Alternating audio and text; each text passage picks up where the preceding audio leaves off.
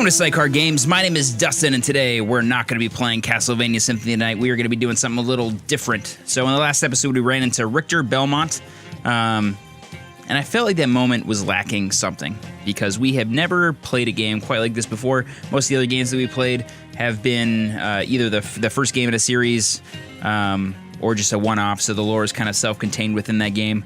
In Castlevania, there have been many Castlevania games that have taken place chronologically before Castlevania Symphony of the Night, so I decided to do a little reading, and we're going to go through that right now. If you've already read it, that's great. I just want to make sure we're all on the same page. There's going to be spoilery stuff, not for Castlevania Symphony of the Night, just spoilery stuff for things that led up to it. Essentially, I just went online, I found a timeline of Castlevania, and I read it until I ran into Castlevania Symphony of the Night, and then I stopped reading. So first things first, if you don't have Netflix, get a trial of Netflix and go watch Castlevania, the Netflix original anime. It's really, really good. It's only 4 episodes long. Each episode's only 25 minutes. It's not a huge investment in time, but it is really high quality. It is really good, and it actually motivated me to get into more of the lore because the characters are just so cool. So let's get started. I want to make this brief as possible. I'm going to skip over some stuff that I don't think is relevant, but we're going to start at the very, very beginning. Almost the very, very beginning. I think it's pretty much the very, very beginning. Once there was a man named Leon Belmont. He was a general in the Orthodox Christian Church, and he had a good friend named Matthias, who was his tactician. And one time when they were out doing battle with heretics, as they tended to do around the time of the First Crusades, Matthias' wife got very, very ill, and when they returned from battle, Matthias found that his wife had died while he was out questing. Matthias was very angry about this. He was devoted to God, and he felt like he was doing the Lord's work, and he felt betrayed that God would take his wife from him, who he felt was pure and innocent, while he was out doing what he thought he should have been doing. So he thought up ways to get back at God. He pretended to be bedridden for a long period of time, so Leon had to go out to do battle without him, and Matthias, during this time, was researching and finding ways to get back at God. And the one thing he thought of was immortality. Since God has complete control over your soul, since he gets to do with it as he pleases when you die, Matthias thought it'd be a good idea to become immortal so that God didn't have that control over him anymore. He read about something called the Crimson Stone, which is a very powerful vampire artifact. One of two. There's the Crimson Stone, the Ebony Stone. The Ebony Stone is not super important, but the Crimson Stone is very important. The Crimson Stone, whoever controls the Crimson Stone has control over death and also becomes an immortal vampire. Gets the vampire curse, rather. So I'm not really sure. This part's not really clear in the lore. Some accounts just say that he got possession of it. He found it. Some accounts say that he actually created a replica of the Crimson Stone. And because he was very, very intelligent. Matthias was very well studied, knew a lot about alchemy. It's possible that he created a replica of the Crimson Stone. Not really sure. All right, so Matthias has a plan. He needs to complete his Crimson Stone by acquiring a vampire soul. So he goes to the nearest vampire named Walter. Walter has been a vampire for a long time, gets pretty bored living for eternity, so what he likes to do in his spare time is challenge powerful mortals. So when Matthias goes to Walter, he's like, hey, I got a buddy named Leon Belmont. He's pretty powerful. He's actually second to none. I would suggest doing battle with him. So what Walter likes to take the thing most precious to his victim, to summon the victim to his castle, where he does battle with them, and ultimately generally kills them. So what Walter did was he kidnapped Leon's fiancée, which is a really sad thing.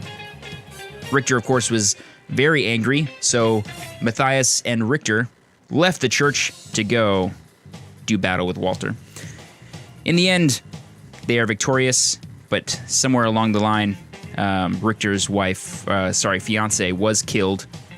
Richter used her soul to consecrate the whip, which is now a demon-slaying weapon. and with it he destroyed Walter. When Walter died, Death, who is now a minion of Matthias in this story because Matthias has the Crimson Stone, used Walter's soul to complete the Crimson Stone, making Matthias a vampire and giving him immortality. Matthias, after Matthias and Leon defeated Walter, Matthias actually asked Leon to be immortal with him. He said, "You've lost your wife, or you lost your fiance. I lost my wife. If anyone would understand, you would." And Leon had responded with that eternity without his fiance sounded like torture. So they parted ways, but before they parted, Leon promised that he and his family would hunt down Matthias for all eternity, essentially. And that is how the Belmonts became demon hunters. So Leon and Matthias never actually met ever again. Matthias went away for a very, very long time. But the Belmonts did become demon hunters, and that was passed down through their line. I think like 400 years later was the first time that the Belmonts and Matthias actually interacted again. But at this time, over the 400 years, Matthias was slowly growing more and more powerful. He had nothing against humankind. Again, the reason he did what he did was to get back at God. But in that time, he met another woman who was particularly special. She wanted to be a doctor, and she wanted to learn more about the sciences. But the church at the time was very, very untrusting of the sciences, believing it to be witchcraft. So once the church found out about his wife, they captured her and burnt her at the stake. And Matthias was very, very angry about that. Before this time, Matthias had actually, as he grew more powerful, he declared himself the King of the Night, and he changed his name to Vlad Dracula Tepes. So Vlad Tepes just means Vlad the Impaler. We all know that Dracula is based off of the historical character of Vlad the Impaler. But that's kind of where the similarities really end. So now we have Dracula. Dracula's really pissed. His second wife's just been murdered by the church, and he decides to go and take care of everyone, destroy everyone. And of course, people have to rise up to stop him. And I'm not going to go into any more of that because that actually is the story of Castlevania 3, which is actually the storyline of the anime, which I suggest you go check out. It's really good. All right, many more years into the future, after Dracula's been defeated a couple times, he seems to always come back. He's like a bad penny. He always turns up. A sorcerer by the name of Shaft brings Dracula back from the dead,